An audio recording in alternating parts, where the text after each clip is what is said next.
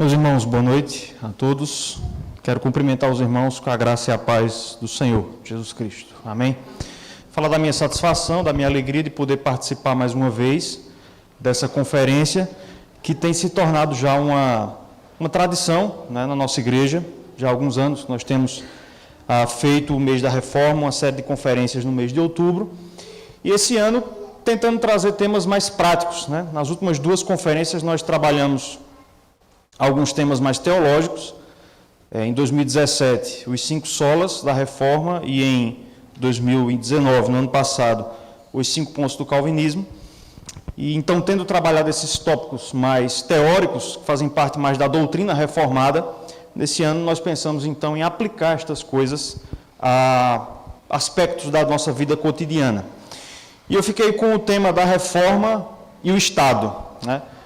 E o primeiro esclarecimento que eu quero fazer aqui é que toda vez que eu falar a palavra Estado, eu não estou me referindo ao Estado de Pernambuco, ao Estado de Alagoas, da Bahia, nem do Rio. Estado aqui tem o sentido de governo, de poder público, de aparelho estatal. Então, Estado aqui é em sentido amplo, certo? Nós vamos investigar, então, como o nosso irmão Emerson falou, qual foi o impacto da reforma protestante, como foi que os reformadores entenderam a função e os limites do poder do governo civil. Eu quero dizer que eu estou com um pouco de medo em relação a essa palestra, porque ela ficou maior do que eu queria que ela fosse.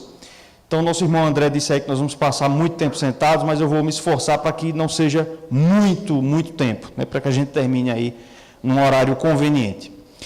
Por isso, eu gostaria de fazer um contrato, combinar algo com vocês aqui, queria deixar as perguntas para o final, para que eu consiga passar pelos slides com a maior velocidade que eu conseguir, para que seja útil, para que a gente não se canse na nossa palestra. Dito isto, quero convidar os irmãos a abrirem suas Bíblias no Salmo de número 146. Vamos ler esse texto. Nossa palestra não será uma exposição de um texto, mas como ponto de partida, vamos utilizar esse texto do Salmo 146, a partir do versículo 3. Salmo 146, a partir do versículo 3. Eu farei a leitura, os irmãos observam aí, acompanham a leitura que eu farei do Salmo 146, a partir do versículo 3. Diz o seguinte: não confieis em príncipes, nem nos filhos dos homens, em quem não há salvação. Sai-lhes o espírito e eles tornam ao pó, nesse mesmo dia perecem todos os seus desígnios. Bem-aventurado aquele que tem o Deus de Jacó por seu auxílio, cuja esperança está no Senhor, seu Deus, que fez os céus e a terra, o mar e tudo o que neles há, e mantém para sempre a sua fidelidade. Até aqui. Eu gostaria de começar mostrando esse slide aí. Esse indivíduo aí é um personagem da mitologia grega, o nome dele está aí, se chama Atlas.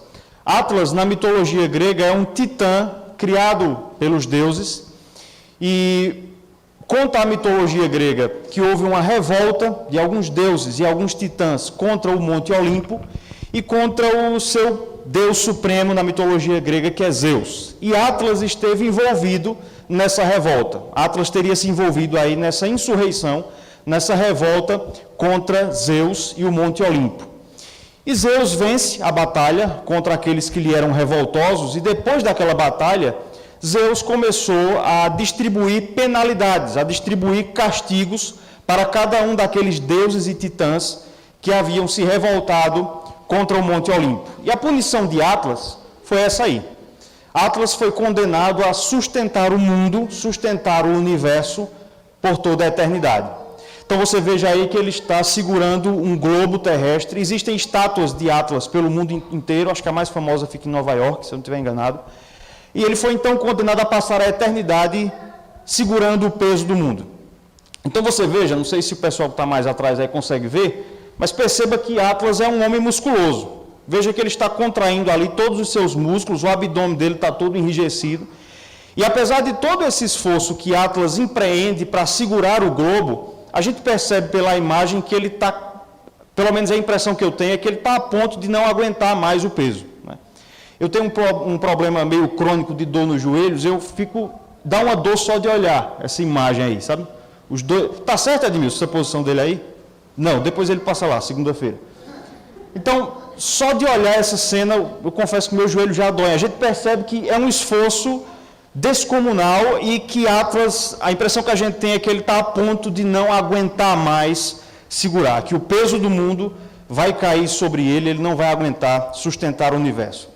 Mantenha essa imagem de Atlas aí na sua mente, porque eu vou voltar para ela algumas vezes.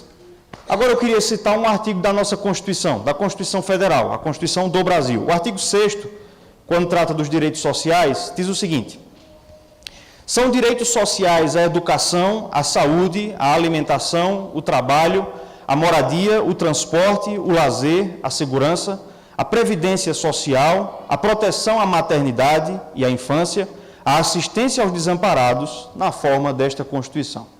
Nesse artigo, o Estado brasileiro, a República Federativa do Brasil, ele está declarando que todos nós temos uma lista grande de direitos. Eu não sei quantos foram citados aí, mas deve ter uns 8, 9, 10, alguma coisa assim. Então, o Estado diz, por meio deste artigo constitucional, que nós temos direito à educação, saúde, alimentação, transporte, previdência e uma série de outras coisas. Ao dizer isso, o Estado está prometendo que ele vai nos dar todas essas coisas. Então, o Estado está dizendo o seguinte: vocês têm direito a tudo isso e eu é que vou providenciar tudo isso. Esse aqui é apenas um artigo da nossa Constituição. A Constituição do Brasil tem quantos, Rafael? 170, 180 artigos por aí? Lembra quantos? Mais ou menos isso, né? 170, 180 artigos. Esse é apenas um artigo. O que é que eu quero mostrar através de trazer esse artigo? É que o Estado moderno, o governo moderno, ele quer ocupar o lugar que Atlas ocupa. Assim como o Atlas está tentando segurar o mundo inteiro sozinho, o Estado moderno ele tem tentado fazer a mesma coisa. O Estado quer cuidar de tudo. Ele quer providenciar tudo. O Estado promete que você vai ter saúde, educação, segurança, transporte, previdência, lazer. A Constituição do Estado do Rio de Janeiro diz que é direito dos cariocas a drenagem. A drenagem. Deve ser por causa do problema crônico de enchentes que existe no Rio de Janeiro. Eu imagino que seja por isso. Mas eu estou tentando mostrar para vocês como o Estado ele está tentando cuidar de tudo, segurar o mundo sozinho, providenciando tudo para todos.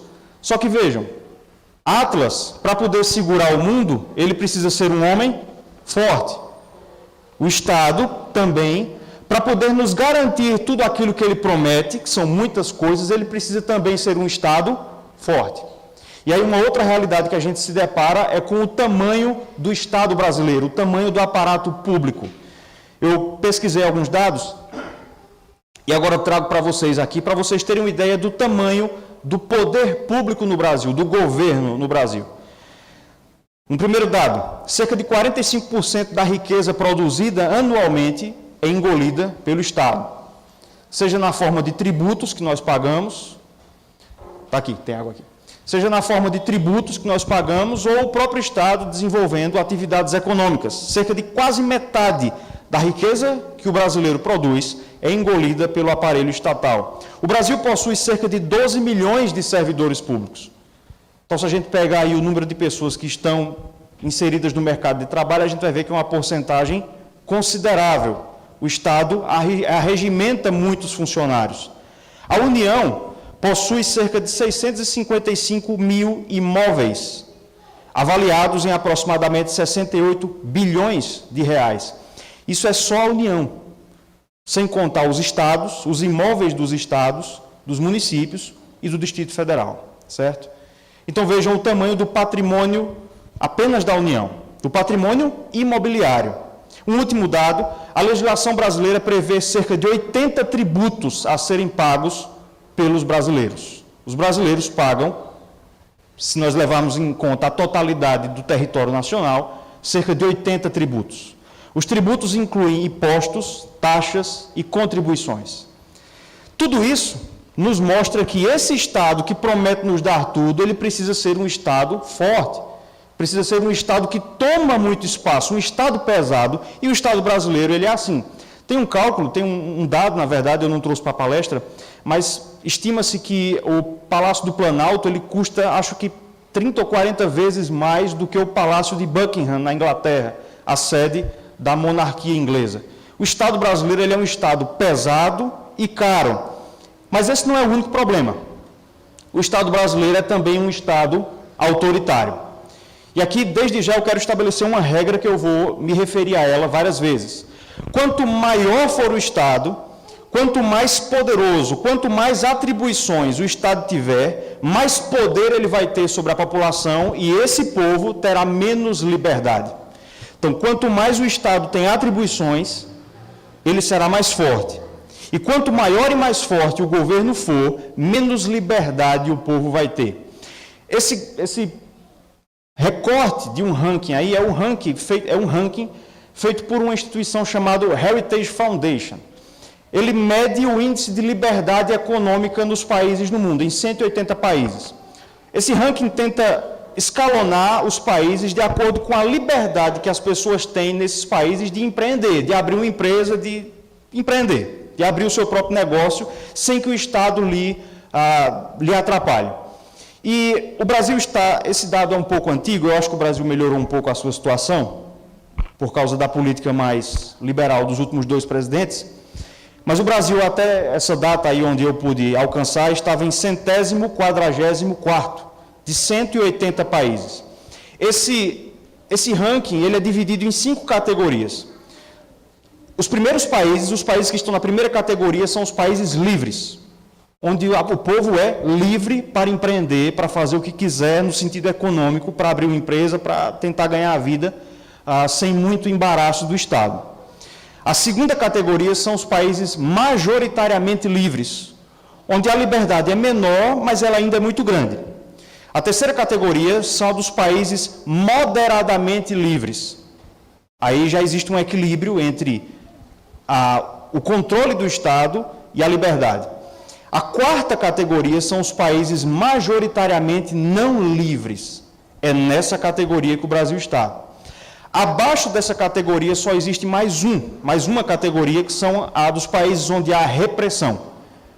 Em resumo, são os países comunistas, onde você não pode empreender. Basicamente, você não pode empreender. Mais um detalhe sobre isso. Os países considerados repressivos à liberdade, eles começam a partir da posição 160. O Brasil estava em 144º. Os países onde há repressão são aqueles que fazem até 49 pontos no sistema de escalonamento da Heritage Foundation. O Brasil, até esse ano, onde foi feito esse cálculo, estava com 53 pontos. Então veja que o Brasil está muito mais perto de ser um país onde há repressão à liberdade do povo do que um país livre. Dito tudo isso, eu quero trazer então qual é o objetivo da nossa palestra.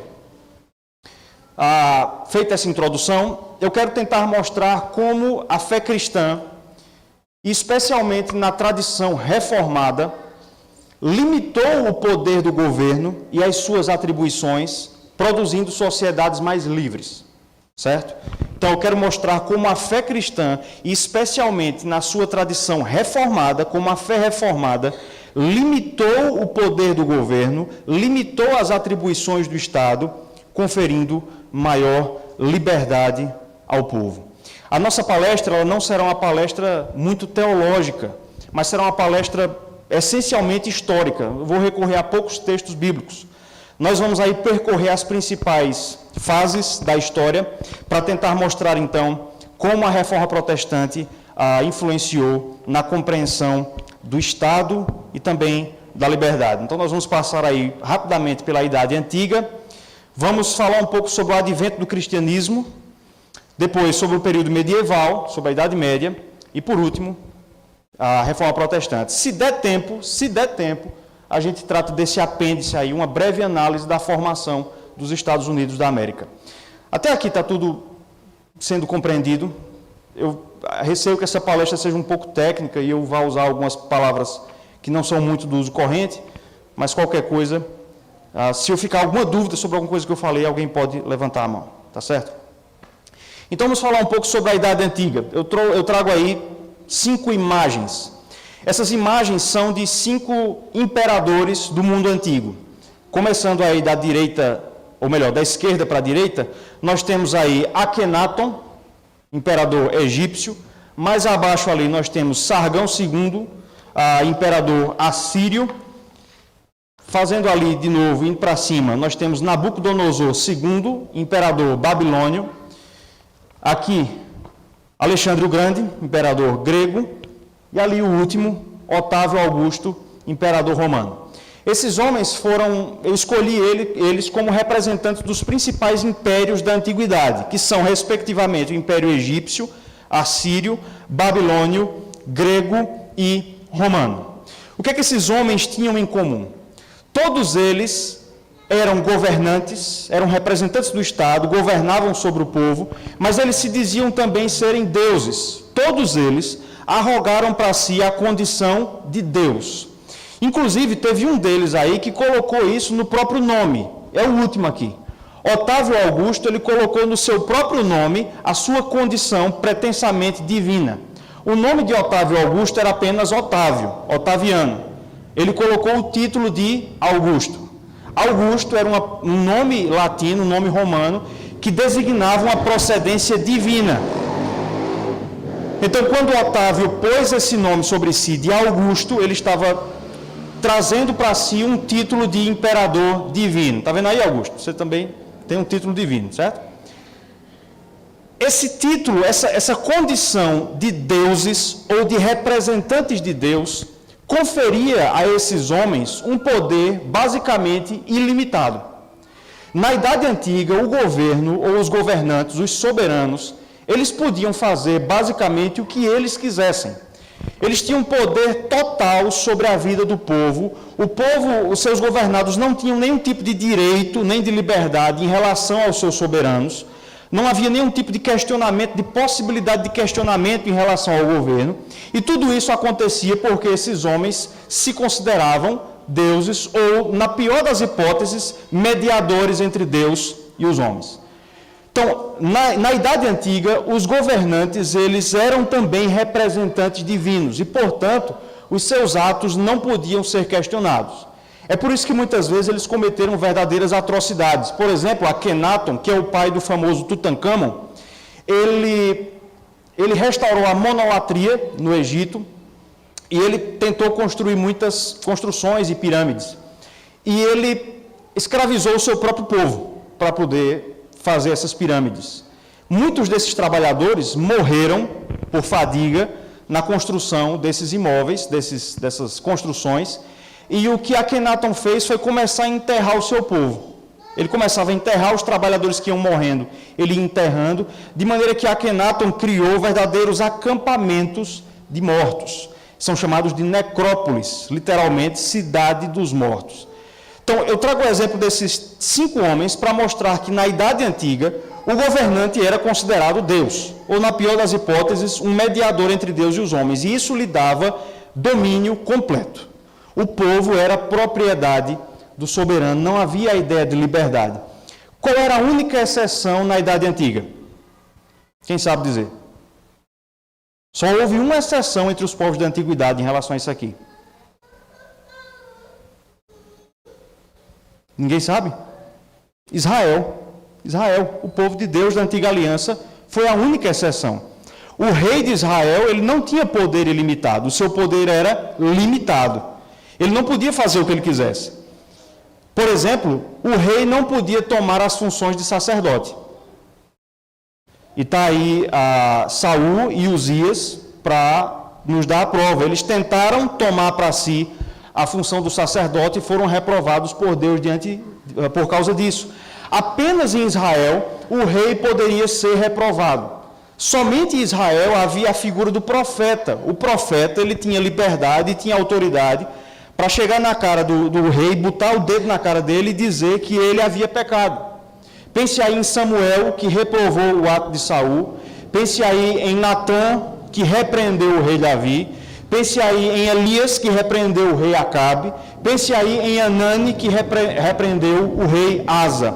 Então, na antiguidade, os reis eram considerados deuses ou representantes de Deus, e eles tinham poder absoluto. A única exceção era Israel. Em Israel, o poder do governo era limitado, porque Deus era o único Deus, o Senhor, Javé, era o único Deus de Israel. Então, era assim que o governo era compreendido na Idade Antiga. E foi exatamente nesse contexto que surgiu o cristianismo. Aí eu trago essa imagem aí para representar, para evitar trazer uma imagem de Cristo. Então eu trago aí essa imagem que nos mostra aí que os cristãos entendiam que Jesus Cristo é o Rei dos Reis e o Senhor dos Senhores. Então, quando o cristianismo nasceu, quando Cristo veio ao mundo e nasceu a Igreja do Novo Testamento, os cristãos estavam inseridos nessa cultura, em que os pagãos consideravam o rei, consideravam o imperador romano como Deus e lhe prestavam culto como Deus. Mas os cristãos, eles entendiam que apenas um homem merece receber culto como Deus. Esse homem é Jesus Cristo. Jesus Cristo é o único homem que deve ser adorado como Deus, por ser Deus e homem, homem e Deus. Por isso, os cristãos, apesar de obedecerem ao imperador, não lhe prestavam culto. Então veja aí, eu trago aí uma citação do comentário de N.R. Miller, da carta de 1 Pedro. O texto que ele está comentando é aquele texto em que Pedro vai dizer que nós devemos nos sujeitar à autoridade humana, às instituições humanas, por causa do Senhor Jesus Cristo. Ele vai comentar exatamente isso. Ele diz o seguinte: a submissão por causa do Senhor já começa um processo de relativização e desdivinização das autoridades e instituições públicas. Então veja que o cristianismo foi revolucionário nesse ponto. Até aquele momento, os povos pagãos tratavam seus soberanos como Deus. Os cristãos mudaram isso. Eles tinham um comportamento diferente. Eles obedeciam ao imperador, mas por causa do Senhor. Por causa do Senhor. Abra sua Bíblia aí, na carta de Paulo aos Romanos, capítulo 10, verso 9. É um texto que vai mostrar um pouco disso. Romanos, capítulo 10, versículo 9.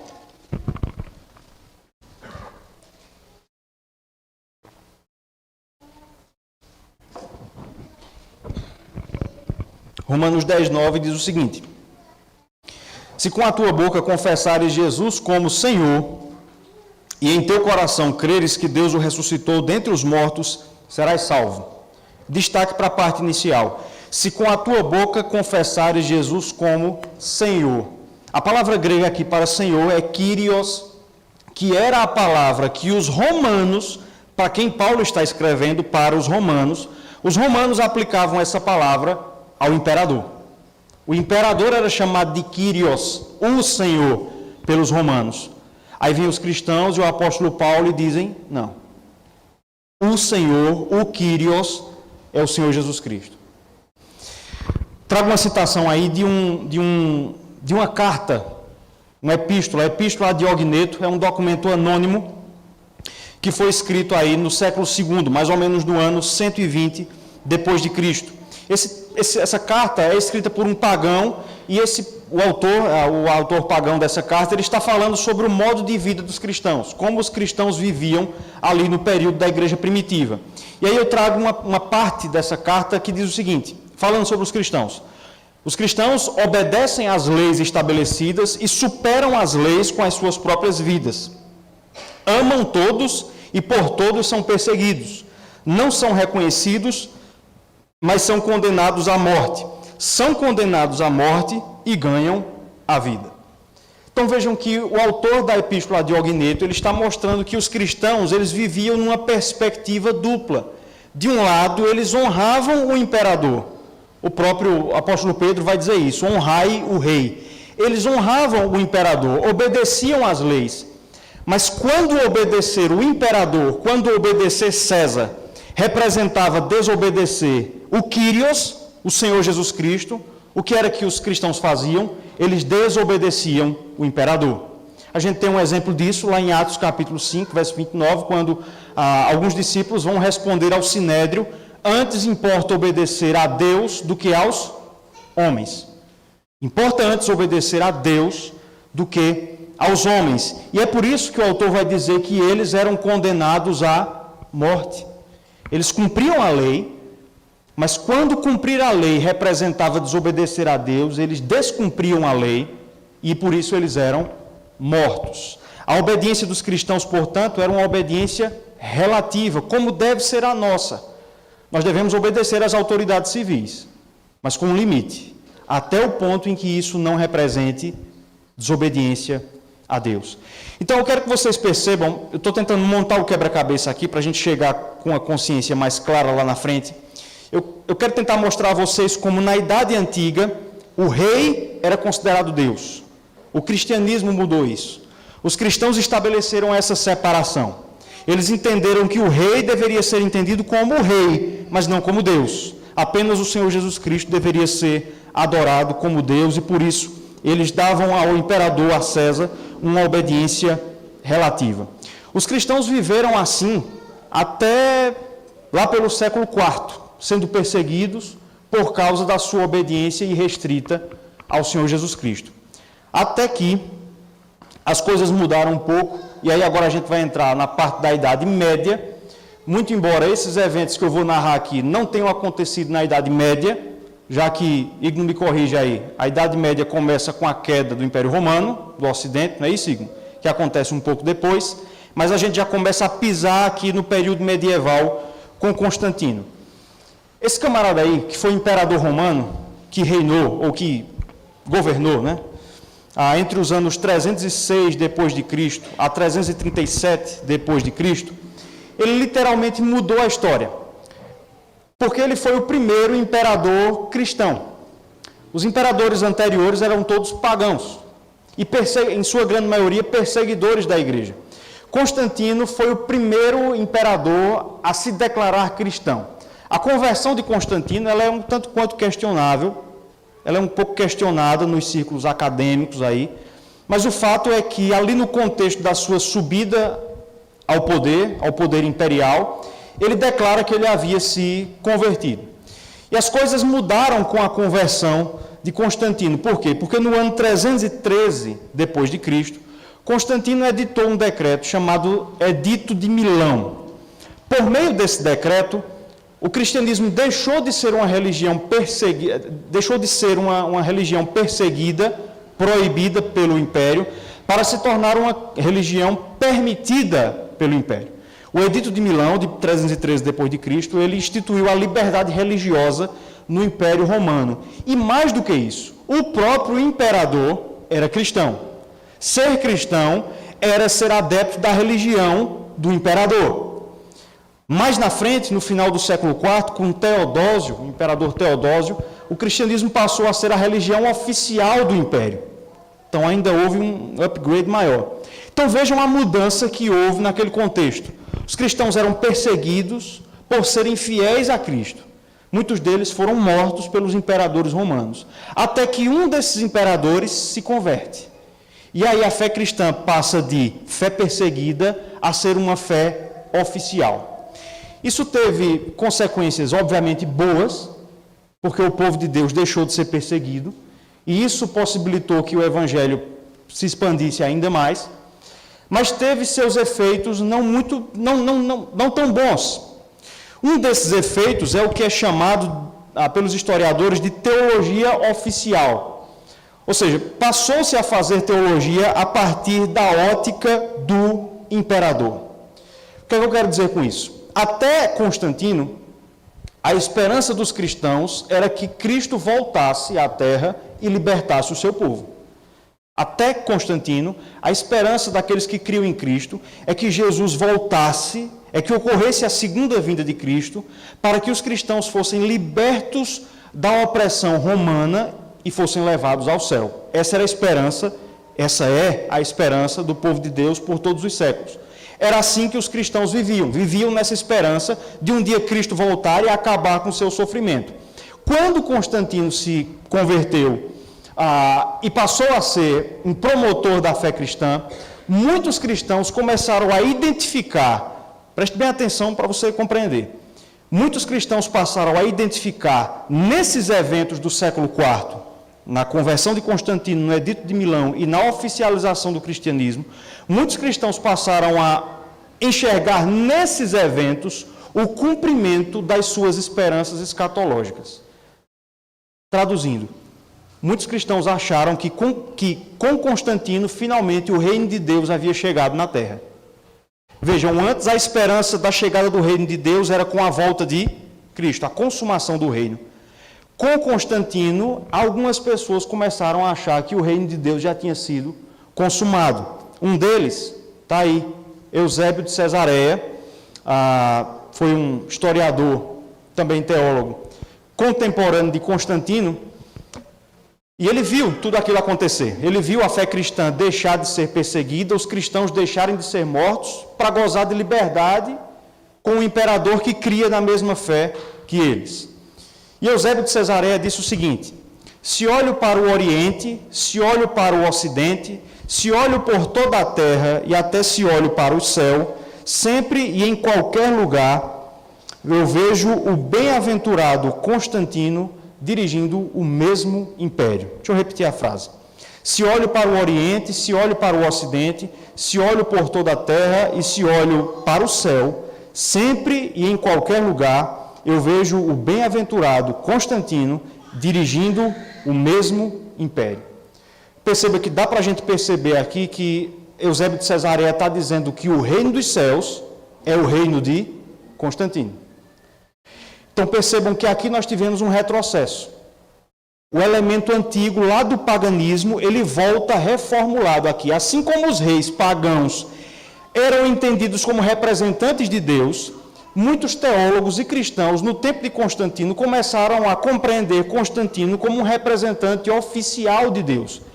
Qual foi a principal consequência disso? É que Constantino começou a ter um controle e um poder não apenas sobre o Estado, mas também sobre a Igreja. Ele tinha um controle sobre o aparato estatal, mas também sobre a Igreja, e essa seria uma das principais marcas da Idade Média, a confusão entre o poder temporal e o poder religioso. Até o Edito de Milão, praticamente não haviam templos. Os cristãos, com pouquíssimas exceções, não tinham templos, por uma razão óbvia. Se eles construíssem templos, eles se denunciariam para a perseguição, né? Com a conversão de Constantino, os templos, obviamente, foram permitidos. Os cristãos começaram a construir templos. O primeiro modelo de templo cristão foi Constantino quem determinou. Foi ele quem desenhou. Eram as basílicas. Mas isso é o de menos. Deixa eu mostrar uma foto. Esse aí, ou essa aí, né, é uma pintura, não é uma foto, obviamente, né, é uma pintura do Concílio de Nicéia. Foi o primeiro concílio ecumênico da Igreja que registrou, por assim dizer, a doutrina da Trindade e da consubstancialidade do Pai e do Filho.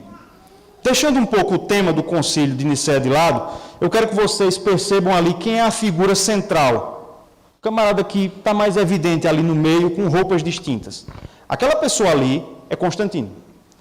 Constantino presidiu o Concílio de Nicéia. Ele não votou, mas ele presidiu o Concílio de Nicéia. Ele presidiu esse concílio com um título. Lhe foi dado um título.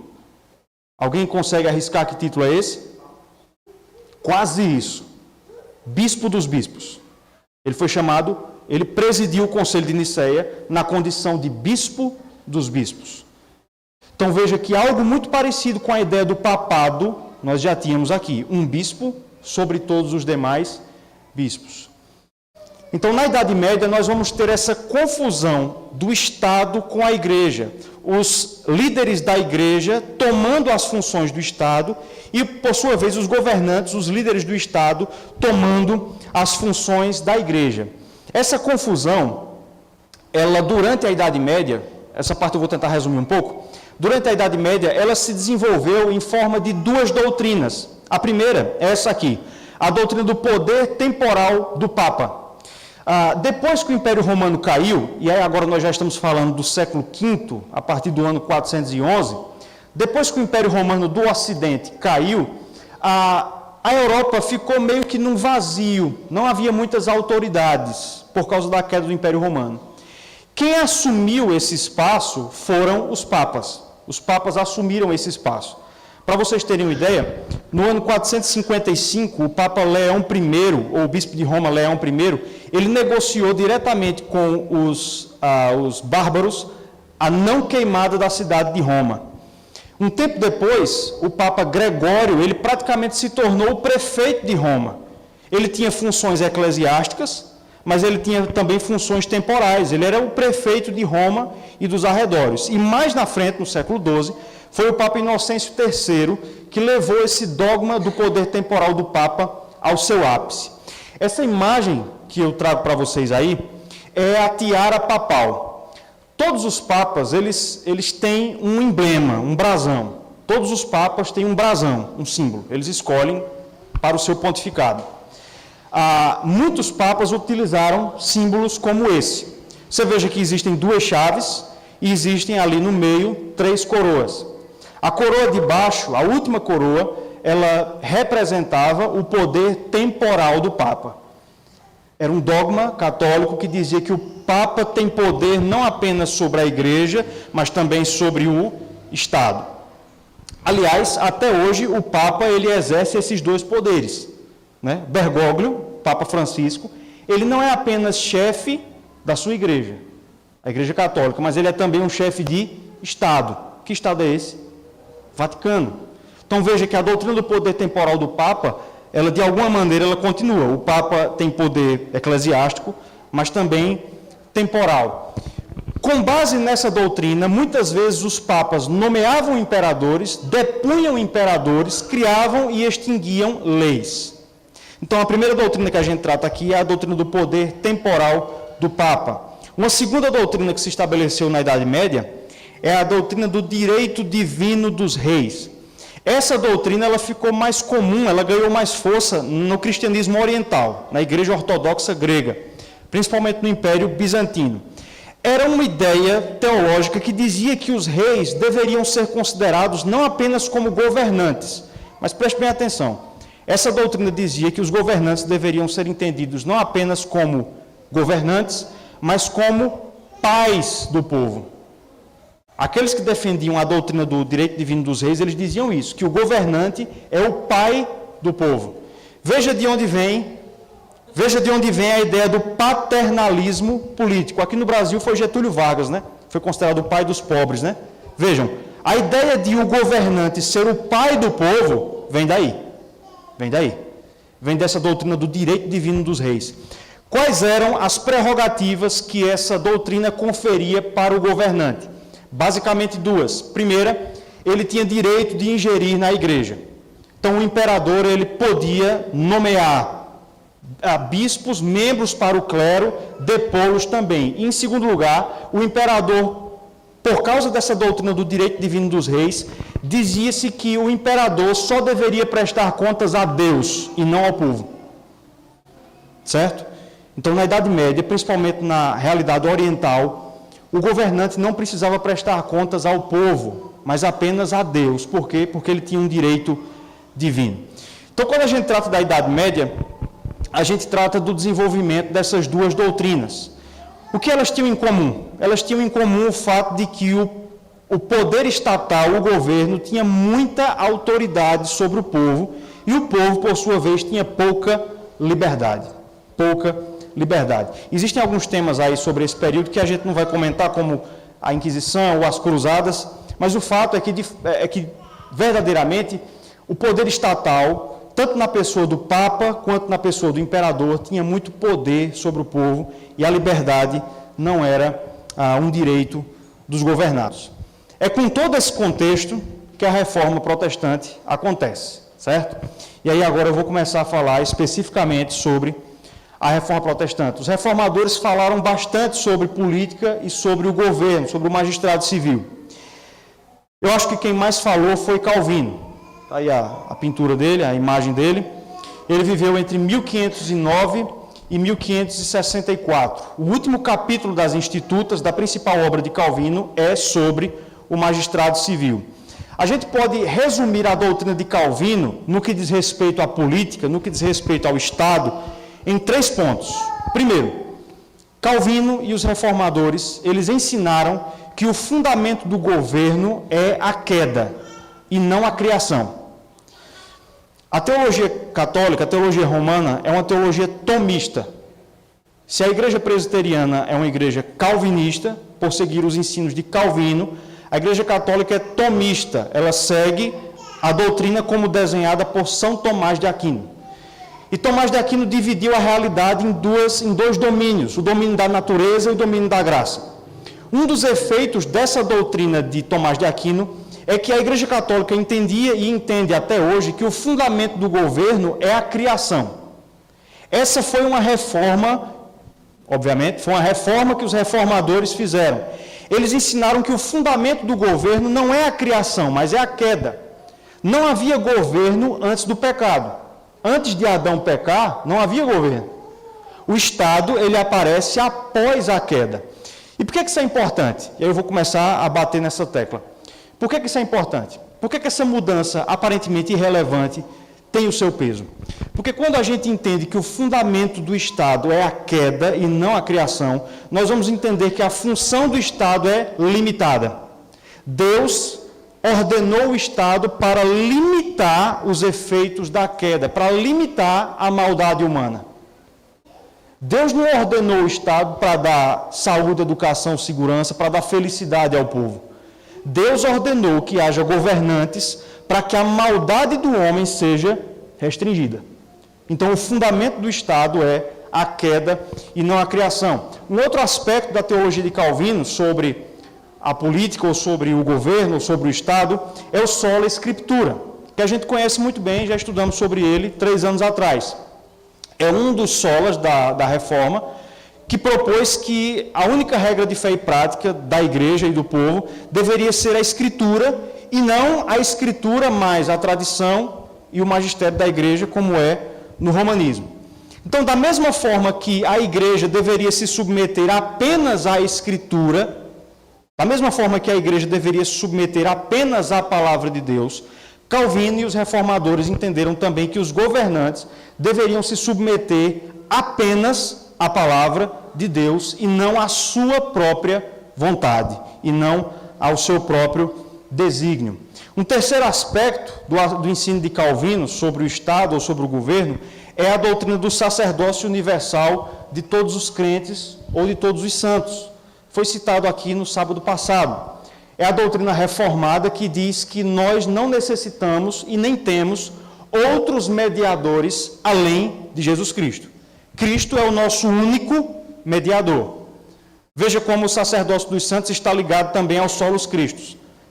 Não há outros mediadores entre Deus e os homens, como diz o apóstolo Paulo em 1 Timóteo 2,5, mas apenas Cristo Jesus. E por que essa doutrina foi importante para a concepção da reforma acerca do governo do Estado? Lembram que eu falei que os governantes se diziam pai do povo? Eles se diziam pai do povo. Quando eles se diziam pai do povo, eles estavam dizendo que eles eram mediadores entre Deus e o povo. Era assim que os imperadores falavam. Eles diziam, vocês têm que me obedecer, porque a Bíblia diz, honra teu pai, e eu sou o seu pai. O governante era entendido como o pai do povo, como mediador entre Deus e o povo.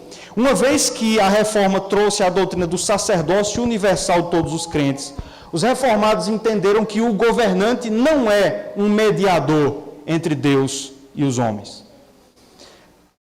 Tem uma cena do seriado Narcos, que mostra a história do narcotráfico na Colômbia. E tem uma cena que os policiais lá da DEA, do Departamento Antinarcóticos, eles entram na casa de uma pessoa para tentar encontrar Pablo Escobar, e eles não encontram ninguém naquela casa, mas na parede eles encontram uma foto de Pablo Escobar beatificado, fazendo assim, na parede. E muitas pessoas tinham esse tipo de foto nas suas casas, porque em muitos bairros de Medellín, Pablo Escobar era o Estado. Ele construía casas para o povo, fazia saneamento básico. E aí é interessante perceber como muitas pessoas passaram a entender Pablo Escobar como um santo, como um mediador entre Deus e os homens. Os reformados entenderam que os governantes não são mediadores entre Deus e os homens. Eles não estão acima dos outros homens, abaixo apenas de Deus, mas eles são, na verdade, gente como a gente, homens como nós, que devem servir a população e não ser servido por ela. Então, algumas citações aqui das institutas, para a gente tentar ver um pouco o ensino de Calvino sobre o Estado, sobre o governo. Uma primeira citação aí. Aquele que sabe distinguir entre o corpo e a alma, entre a vida presente e efêmera e aquela que é eterna e futura, não terá dificuldade em entender que o reino espiritual de Cristo e o governo civil são coisas completamente separadas. Então veja que esse foi um dogma, não vou usar essa palavra, mas uma doutrina fundamental da Reforma Protestante. A separação entre o Estado e a Igreja.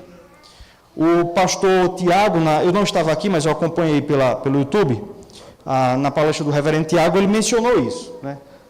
A ênfase que os reformadores deram à separação entre o Estado e a Igreja. O Estado é o Estado. Ele não pode exercer funções que sejam da Igreja. A Igreja, por sua vez, é Igreja. Ela não pode exercer funções que são do Estado. Não é que os cristãos não possam ocupar cargos públicos, eles podem. Mas a Igreja, ela exerce as suas funções de Igreja. Perceba que aqui, nessa citação, Calvino está se contrapondo ao dogma do poder temporal do Papa.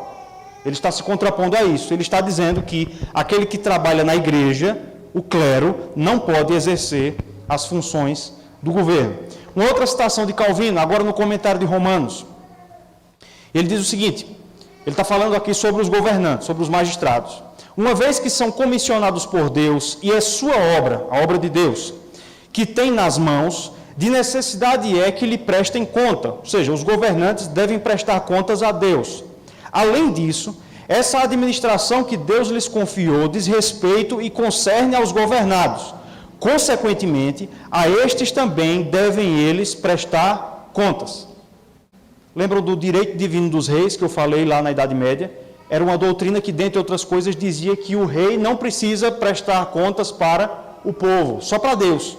Ele presta contas entre ele e Deus. Para o povo, ele não precisa prestar contas. Calvino entendia de maneira diferente. A função do governo, por mais que seja uma função ordenada por Deus, ela é uma função humana. Não é uma função divina. E por isso, os governantes devem prestar contas aos governados dos seus atos na administração pública. Uma outra citação, de novo das Institutas. Agora Calvino vai falar sobre a função do Estado. Então, percebam que Calvino vai ter um conceito limitado da função do governo. Ele vai dizer que a paz pública não seja perturbada, que as propriedades de cada pessoa sejam preservadas em segurança, que os homens possam tranquilamente exercitar o comércio uns com os outros, que seja incentivada a honestidade e a modéstia. Eu quero que você tente perceber aqui como Calvino entendia que as funções do governo são poucas. A função do governo é proteger a paz, que a paz não seja perturbada, que as propriedades de cada pessoa sejam preservadas em segurança, é dever do governo proteger a propriedade privada, é dever do governo possibilitar que os homens exercitem o comércio. Então, o cristão não pode ser comunista. Não pode. Cristão tem que ser a favor da propriedade privada e do lucro e do comércio. Por último, que seja incentivada a honestidade e a modéstia. Uma última citação de Calvino. Aqui ele está falando sobre qual seria a melhor forma de governo. Ele diz o seguinte: a melhor forma de governo encontra-se onde existe uma liberdade bem regulada e destinada a durar. Eis porque os governantes de um povo livre devem envidar todos os esforços a fim de que a liberdade do povo, da qual são responsáveis, não desvaneça de modo algum de suas mãos. Mais do que isso, quando dela descuidarem ou a enfraquecerem, devem ser considerados traidores da pátria. Então, Calvino entendia que a função primordial, a função resumida do governo, é proteger a liberdade do povo. E quando o governante não faz isso, quando ao invés de proteger a nossa liberdade, o Estado tolhe a nossa liberdade, quando ao invés de proteger a nossa liberdade, o Estado rouba essa liberdade, nas palavras de Calvino, o que é que o governo se torna? Traidor da pátria. Traidor da pátria. Vejam que essas são ideias que não tinham lugar na Idade Média. Não havia espaço para você dizer que o governante era um traidor da pátria. O povo era considerado servo do governo. Com a reforma protestante, a coisa se inverte. O governo agora é considerado servo do povo. Tanto é que ele pode trair o povo. Existe a possibilidade de o governante trair o povo se ele não cumprir com a sua função. Então, em Calvino, nós já percebemos uma mudança muito grande. Não sei se vocês estão acompanhando o que eu estou dizendo aqui, mas a gente já encontra uma mudança substancial, né? Na Idade Média, havia uma confusão entre o Estado e a Igreja, e o Estado basicamente podia fazer tudo. O povo era considerado servo da classe governante. Com a Reforma Protestante e todas essas doutrinas irradiando luz, assim como o refletor novo da Igreja, está irradiando luz ali na frente. Com essas doutrinas irradiando luz sobre a política, nós temos uma inversão. O Estado é o Estado.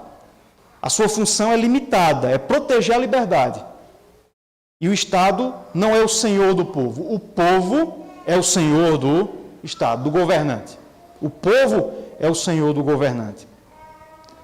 Às vezes a gente inverte um pouco isso, né? A gente meio se coloca na posição de servo do político. Na verdade, o político é ou deveria ser, o servo do povo. Estou caminhando para o final, certo? Para a alegria geral da nação. Eu queria falar um pouco, então, sobre Abraham Kuyper, andando alguns séculos aí. Ele foi um reformado, não sei se ele foi teólogo, mas ele foi um reformado e chegou a ser primeiro-ministro da Holanda. É o principal representante do movimento que é chamado de neocalvinismo holandês.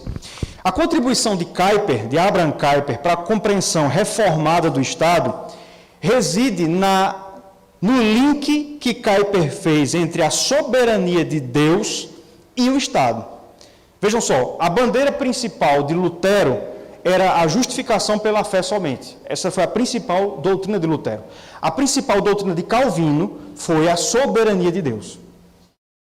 Então, a justificação pela fé é uma doutrina historicamente luterana e a soberania de Deus é uma doutrina historicamente calvinista. O que foi que Kuyper fez? Kuyper pegou a doutrina da soberania de Deus e tentou aplicar, e efetivamente aplicou ao campo político. Vejam o que ele disse. Eu não sei se dá para ler muito bem no caso de vocês aí, mas eu vou ler. Kuyper diz o seguinte: a influência do calvinismo em nosso desenvolvimento político é a soberania do Deus triuno sobre todo o cosmos, sobre todo o universo, em todas as suas esferas e reinos, visíveis e invisíveis. Uma soberania que irradia-se na humanidade numa tríplice supremacia derivada, a saber, soberania no Estado, soberania na sociedade e soberania na Igreja. O que Kuyper está dizendo aqui? Ele está dizendo que Deus é o único soberano do universo. Deus é soberano. Deus é absolutamente soberano. Ele está acima de tudo e de todos. Mas Deus escolheu, Ele decidiu, em seus eternos decretos, compartilhar essa sua soberania na sociedade. Deus pegou a sua soberania, como se Ele tivesse pego a sua soberania, fatiado em alguns pedaços e distribuído em domínios. Nessa citação aqui, Kuyper fala de 3 domínios: o domínio do Estado, da sociedade e da Igreja. Mas em outros lugares ele vai citar mais domínios. Então a ideia de Kuyper é essa aí que aparece nesse gráfico aí. A ideia é de que Deus está acima, para citar o presidente, né? Deus acima de todos, né? Deus está acima de todos, mas Ele escolheu distribuir a sua autoridade entre diferentes instâncias. Que instâncias são essas? O Estado, a família, a escola, as artes, a igreja, o trabalho. No período medieval, era a igreja que estava ali em cima. Todas as instâncias obedeciam à igreja. A reforma mudou isso. A igreja não é a instância que está em cima, é Deus que está em cima, e Ele repartiu a sua soberania na forma de funções entre essas instâncias. Então, Kuyper entendia que cada instância dessa tinha a sua função específica e uma não deveria interferir nas atribuições da outra. Em resumo, o Estado, olhando ali para o gráfico, o Estado tem a sua função, a família tem a sua função, dada pelo próprio Deus. O Estado não pode interferir naquilo que é a atribuição da família. Só que em 2011, o Supremo Tribunal Federal, julgando uma ação, resolveu decidir que 2 homens e 2 mulheres têm que ser considerado o quê? Família. Percebem como é uma inversão ali? Não cabe ao Estado definir o que é família. Veja, o problema dessa decisão do STF não é só a decisão em si, o resultado final da decisão, mas é o fato de o governo, na pessoa do judiciário, né, de o Estado achar que é a atribuição dele definir o que é família. Quando é que a família apareceu no mundo? Quando? No Éden, na criação. O Estado apareceu quando? Após a queda. Ou seja, a família é anterior ao Estado. Portanto, o Estado não pode definir o que é família. Quem define o que é família é Deus, que criou a família. E ele diz, olhando para a câmera aqui, que são um homem, uma mulher, seus filhos. Percebem aí a inversão? O Estado não pode interferir, por exemplo, na escola. Os reformados entendiam que o domínio da educação é distinto do domínio do Estado. Mas o que é que a gente vê acontecer hoje em dia? Qual é o currículo que a escola tem que ensinar? Ainda que essa escola seja particular, seja privada, é o currículo do MEC. É o MEC definindo o que é que a escola tem que ensinar. E se você não quiser colocar o seu filho na escola, se você quiser fazer homeschooling, o Estado diz que isso é crime, que isso é proibido. O Estado não pode interferir também no trabalho. Em homenagem a Estevão, aí eu vou colocar a economia junto do trabalho. Economia e Estado são domínios diferentes. O Estado não pode intervir arbitrariamente na economia. Mas o que é que a gente vê acontecer? Do nada, o governante decide mudar os preços. Lembra de Dilma? Dilma Rousseff, toda semana mudava a tarifa da conta de energia, né? Toda semana ela mudava. O resultado foi inflação imensa. Como é que o Estado tem intervindo na economia? De diversas maneiras. Uma delas, imprimindo moeda, o que causa inflação. Não vou explicar como é isso. Mas vejam, o que é que eu estou tentando mostrar para vocês? É que o modelo reformado de sociedade é um modelo onde Deus é soberano sobre todas as esferas, e essas esferas atuam na sua responsabilidade, todas elas respondendo ao seu Criador, Deus. O que foi que a modernidade fez? Ele inverteu isso. No mundo moderno, não é Deus que está ali em cima, é o Estado, é o governo. E por isso, a escola tem que obedecer o governo. A família tem que obedecer o governo. A família tem que obedecer o governo. Lembram lá do caso da Inglaterra, da família que queria viajar para os Estados Unidos para tentar um tratamento alternativo de uma determinada doença? Foi da Inglaterra para os Estados Unidos? Acho que foi. E o governo inglês determinou a eutanásia? Faz uns 2 ou 3 anos isso. Vejam, o Estado, eu quero lutar pela vida do meu filho, mas o governo diz, não, seu filho vai morrer. Aborto, o Estado se vende no direito de definir quem deve viver e quem deve morrer. Estou dando esses exemplos para vocês tentarem visualizar como a nossa sociedade perverteu isso. Repito, não é Deus que está acima como soberano, que controla essas instâncias. O Estado tomou esse lugar de Deus. Vocês conseguem entender isso? Eu consegui comunicar isso? Se o Estado tomou o lugar de Deus, isso significa dizer que o Estado, nos nossos dias, ele se fez um falso Deus, que requer culto para si mesmo. E culto que é prestado a um falso Deus é pecado de idolatria. E aí é por isso que tem um livro chamado Contra a Idolatria do Estado, Franco Ferreira. Então vejam como o pensamento de Kuyper lança luz sobre a nossa sociedade de hoje em dia. Tá certo? Deixa eu trazer uma citação de Kuyper aqui. Ele diz o seguinte: através de sua profunda concepção de pecado, aqui nós temos outra doutrina reformada, que é a doutrina da depravação total.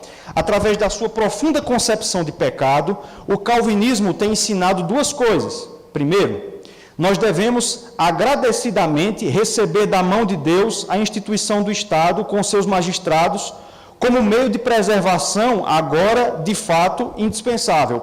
Pausa aqui. Então, a primeira coisa que o calvinismo ensina, nós devemos receber o Estado como uma ordenança de Deus. Da mesma forma como eu falei antes que o crente não pode ser comunista, o crente não pode ser anarcocapitalista, que é uma visão que diz que não deveria existir governo. Não é uma visão biblicamente defensável. Nós devemos receber o Estado como uma ordenação divina. Mas, em segundo lugar, por outro lado, também que em virtude do nosso impulso natural, que é o pecado, a depravação total, nós devemos sempre vigiar contra o perigo que está escondido no poder do Estado para a nossa liberdade pessoal. Então, Kuyper está dizendo que a gente tem que ter dois cuidados no relacionamento com o governo. O primeiro é o de sermos rebeldes. A Bíblia diz que nós devemos nos sujeitar à autoridade instituída por Deus, ao governo. Esse é um primeiro perigo, a rebeldia. Mas há um segundo perigo. O segundo perigo é vender a própria liberdade. Kuyper está dizendo que por causa do pecado, por causa da depravação total, da depravação humana, o governo ele tem uma tendência de querer tolher a liberdade do povo. E é por isso que nós temos que estar em vigilância eterna, constante, em relação ao cuidado com a nossa liberdade. Eu não lembro quem foi que disse que o preço da liberdade é a vigilância. É a vigilância. Então, Kuyper está trazendo isso. O governo deve ser, portanto, limitado. O governo não pode poder fazer tudo. Deve haver uma regra que limita o governo. Porque se não houver esta regra, se o poder do governo não for objetivamente limitado, por causa da maldade do coração do homem, ditaduras surgem. O povo é tornado escravo do governo. E aí agora, falando um pouco sobre a Escritura, passagens como Romanos 13 e 1 Pedro 2, que a gente não vai ler para ganhar um pouco de tempo, eu estou caminhando para o final, certo? Nos mostram que o magistrado ele possui o poder da espada para duas coisas. Primeiro, punir os que praticam o mal. Tanto Paulo quanto Pedro usam praticamente essa expressão. Segundo, louvar os que praticam o bem. A atividade do Estado ela é uma atividade reativa. Se você praticar o mal, o Estado está aí para lhe punir. Se você praticar o bem, o Estado está aí para lhe louvar. Perceba que a Bíblia não diz que o Estado deve fazer o bem. A Bíblia não diz que o Estado tem que fazer o bem. A Bíblia diz que o Estado tem que louvar aqueles que fazem o bem.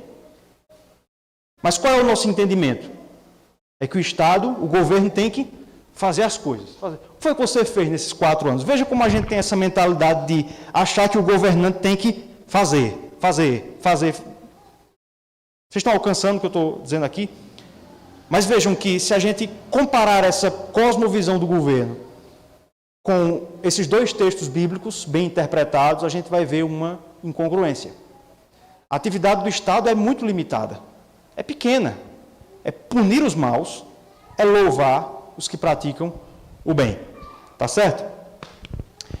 Para terminar, acredito que aqui eu vou levar 2 ou 3 minutos, eu gostaria de falar um pouco sobre a formação dos Estados Unidos e como eles aplicaram esses conceitos que eu trouxe aqui na sua independência.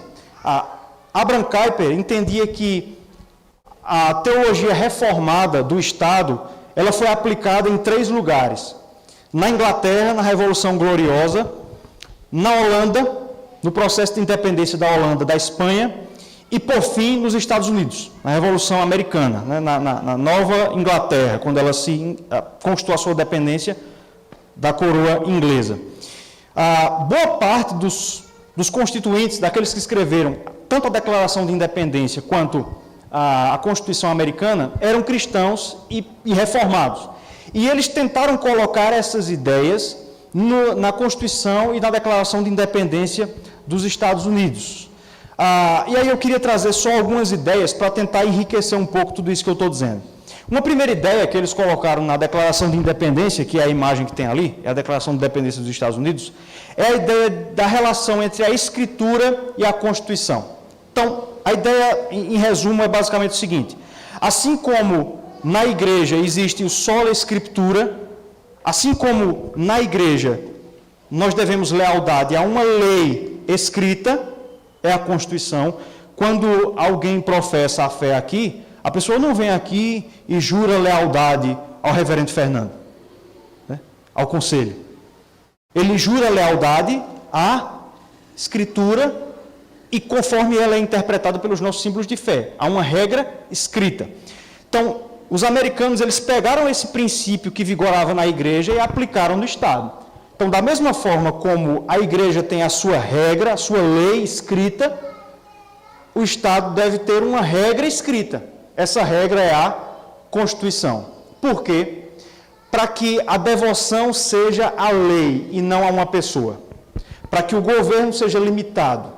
Para que haja um texto onde se diz quais são os limites do governo e que ele não pode fazer tudo. Então, a ideia de Constituição nos Estados Unidos teve muito a ver com essa questão da escritura. Uma outra coisa interessante que eles trouxeram foi a ideia dos direitos naturais. Os americanos entenderam que nós, seres humanos, nascemos com 3 direitos naturais, direitos natos. Nós nascemos com eles. São o direito à vida, à propriedade... ficou propriedade 2 vezes, desculpa aí. Vida, liberdade e propriedade. E eles encontraram esses 3 direitos na Bíblia, na Escritura. Especificamente lá no texto de Gênesis 1, lá no mandato cultural, Gênesis 1, 26 a 28. Quando Deus disse, por exemplo, multiplicai-vos sobre a terra, Deus estava dando ao homem um direito à vida. Ele colocou no nosso coração um desejo pela vida e um desejo de multiplicar a vida. Então, o direito à vida foi dado pelo próprio Deus. O direito à liberdade, que é o 2 aí, estaria naquela parte em que Deus diz, enchei a terra. Então, Deus fez a terra, Deus criou o mundo e deixou o mundo livre para que o homem percorra essa terra. Esse é o direito à liberdade. E, por último, o direito à propriedade se acha substanciado quando Deus disse, dominai sobre a criação, sobre as aves, sobre os peixes do mar. Domine, torne-se Senhor. É o direito à propriedade. Por que isso é importante? Porque isso nos mostra que os direitos, eles nos são dados por Deus e não pelo governo. A gente tem muito essa ideia de que o Estado, o governo é que dá direitos. Então o Estado aprovou uma lei tal e agora eu tenho direito a não sei o quê. Sabe? Os americanos entenderam que não é assim, não é o Estado que dá direitos. Deus nos deu direitos, porque nós somos imagem e semelhança dele. A função do Estado é tão somente proteger esses direitos que são dados por Deus. Porque veja só, se o Estado é quem dá direitos, o Estado também pode retirá-los. Está vendo qual é o perigo? Deus não vai retirar nossos direitos, porque Deus não é homem para que minta, nem filho do homem para que se arrependa.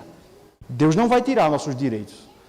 Mas se a gente entender que é o Estado que dá direito, no dia que ele mudar de ideia, ele pode retirar esses mesmos direitos. Tá certo?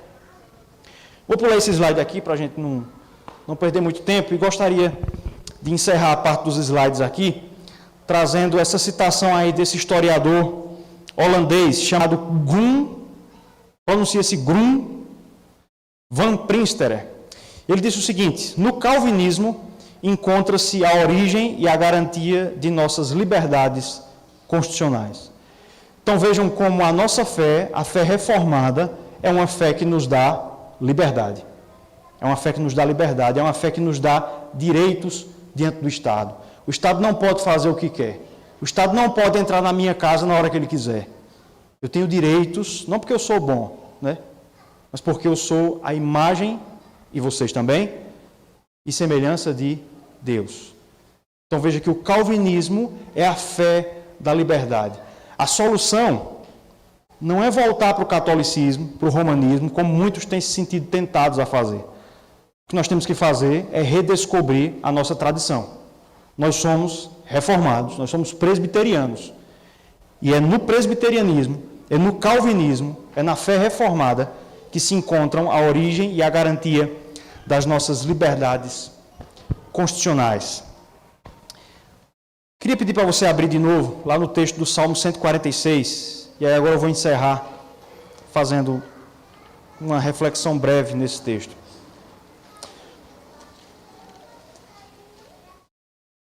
Qual é a relevância disso tudo para a nossa vida? que isso muda para nós? Antes de responder à pergunta, eu gostaria de contar uma história. Tem uma história que diz que, nos anos 80, Francis Schaeffer e R.C. Sproul, dois teólogos reformados, pegaram o mesmo táxi. Eles andaram no mesmo táxi. E ali, na viagem do táxi, durante a corrida, um estava conversando com o outro, e o R.C. Sproul, que morreu há 2 anos, alguma coisa assim, ele perguntou para o Schaeffer: Dr. Schaeffer, qual o senhor acha que vai ser a maior ameaça para a igreja nos próximos anos, nas próximas décadas? Qual será a maior ameaça para o povo de Deus? E R.C. Sproul esperava que Schaeffer dissesse alguma coisa como liberalismo, relativismo, mundanismo, alguma coisa assim. E aí, para surpresa de R.C. Sproul, Francis Schaeffer disse que, na opinião dele, o maior perigo que a igreja enfrentaria no futuro seria o estatismo, o domínio do Estado.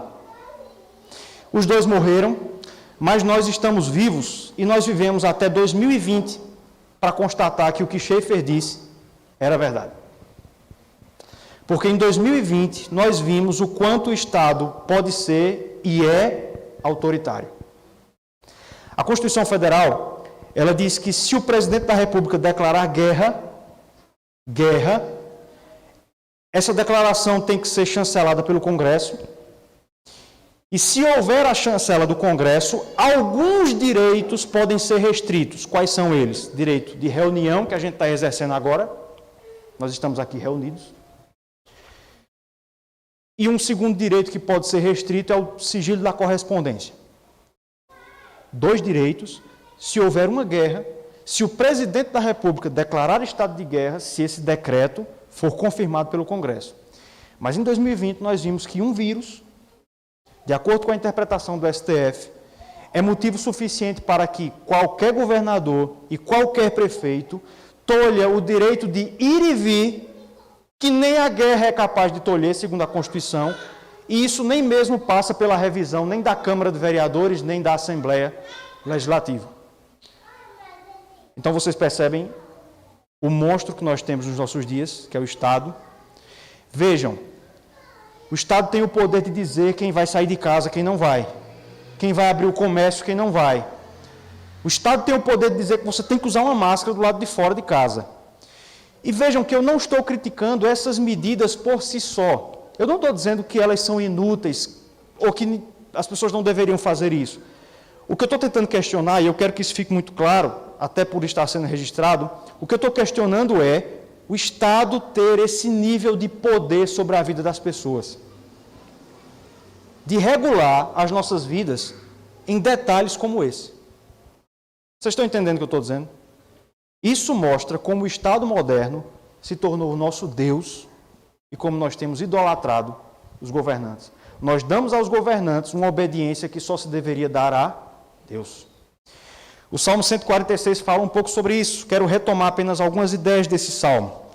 No verso 3, ele vai dizer que nós não devemos confiar nos príncipes. Por quê? Nos príncipes aí você traduz a ideia do governante. Nós não devemos confiar nos príncipes porque eles não podem salvar. Neles não há salvação. Segundo o verso 4, eles são mortais, eles morrem, eles passam. Por isso, o texto vai dizer que é pecado colocar a sua esperança nos príncipes, mas nós devemos sim colocar a nossa esperança em Deus. Verso 5. Bem-aventurado aquele que tem o Deus de Jacó por seu auxílio, cuja esperança está no Senhor, seu Deus, que fez os céus e a terra, o mar e tudo o que neles há, e mantém para sempre a sua fidelidade. Vejam, a nossa esperança não pode estar no príncipe. A sua esperança para 2021 não pode residir em quem será eleito esse ano. Seja A, B, C ou D. Esse ano são mais letras, né? Mas não pode, a esperança não pode estar fincada nisso. Se está, é idolatria. É idolatria. Por fim, esse salmo vai nos dizer que algumas coisas que nós esperamos do governo é Deus que dá. A partir do verso 7, ele está falando sobre Deus. É Deus que faz justiça aos oprimidos e dá pão aos que têm fome. Vejam, Não é o príncipe que tem que alimentar os pobres, não é o Estado. É Deus.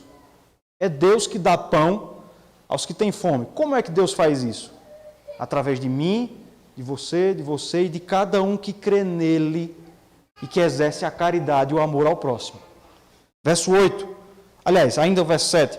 O Senhor liberta os encarcerados, o Senhor abre os olhos aos cegos, o Senhor levanta os abatidos, o Senhor ama os justos, o Senhor guarda o peregrino, ampara o órfão e a viúva. Veja de novo Deus cuidando dos mais pobres. Porém transtorna o caminho dos ímpios. O Senhor reina para sempre, o teu Deus, ó Sião, reina de geração em geração. Aleluia. O que é que nós temos que fazer? Nós temos que tirar a nossa esperança do príncipe e colocar em Deus que faz todas as coisas. Lembra da imagem lá do começo? Atlas, quase morrendo para segurar o mundo. Ele não consegue. O Estado tenta segurar o mundo, mas não consegue. O pouco que o Estado faz, ele faz mal feito. Em quem é que nós devemos confiar, então? Nós devemos confiar nesse que faz isso aí. Ele, o Filho de Deus, que é o resplendor da glória e a expressão exata do seu ser, do ser de Deus, sustentando todas as coisas pela palavra do seu poder. Veja, Atlas tenta segurar o mundo com as duas mãos, com o seu corpo forte, mas não consegue. Jesus Cristo, entretanto, sustenta todas as coisas, ele não precisa nem mesmo mover um dedo. Ele faz isso pela sua palavra. Não é no príncipe que a nossa esperança tem que estar. É em Deus. Por meio de seu Filho, que sustenta todas as coisas, quanto mais as nossas vidas.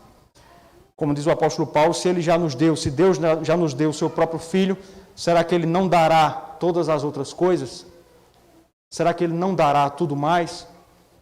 Nós não temos motivos para ficar nos arrastando atrás de políticos, idolatrando homens, porque nós servimos ao Deus dos céus. Amém? Alguém tem alguma pergunta? Eu acho que eu consegui cumprir com a missão em relação ao tempo. Alguém quer falar alguma coisa? Faz uma pergunta? Não? Então vamos orar. Deus bendito Pai, obrigado, Senhor, por esse momento que nós tivemos.